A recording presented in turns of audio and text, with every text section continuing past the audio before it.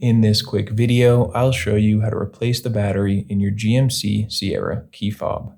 Replacing your battery at home is very easy to do. You don't need any special tools to get it done, and the whole process takes under 5 minutes. What you will need is just a regular flathead screwdriver. Whatever you have lying around the house will work. And you also need one of these CR2032 batteries that power your key fob. If you don't have one of these batteries lying around, you can go check out the links in the description. That first link will take you over to Amazon, where you can check the prices. You can find these particular batteries for just a few dollars.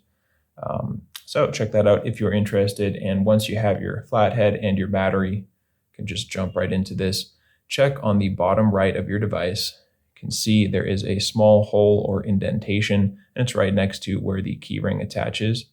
Just find that area that's right along the seam here. Take a flathead, insert it in, just push and wiggle until it gets stuck in there a little bit. And from here, you just hold your device loosely, don't squeeze down on it or you will make it more difficult to open, and just turn your flathead. There we go, turn until you hear a little click or you feel the device start to open, just like you see there. From here, you can just pull it apart with your fingers, and now we have access to the battery. The easiest thing to do is just to pull up on the battery and just gently lift out this circuit board. Now holding the circuit board on the sides, don't want to touch the delicate components there too much, and you just slide out the battery. There we go. Slide the battery right out of there. You can go and dispose of your old battery. Take your new CR2032 battery, and when you're putting it in, you want to make sure that this positive side that has the plus sign on it is facing up.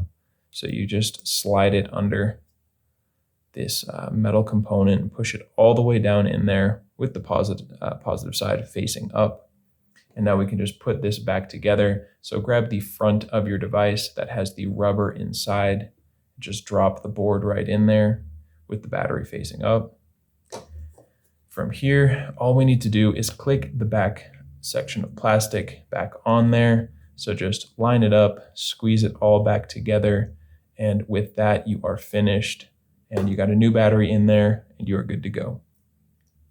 I hope this was helpful for you, and if it was, feel free to let me know down in the comments or just by giving this video a like. And if you ever need help with another one of your key fobs, you can come back here to this channel. We've got you covered with tutorials just like this one for the key fobs for almost every make and model out there. And you can also get that information and more over at our website, FobBattery.com.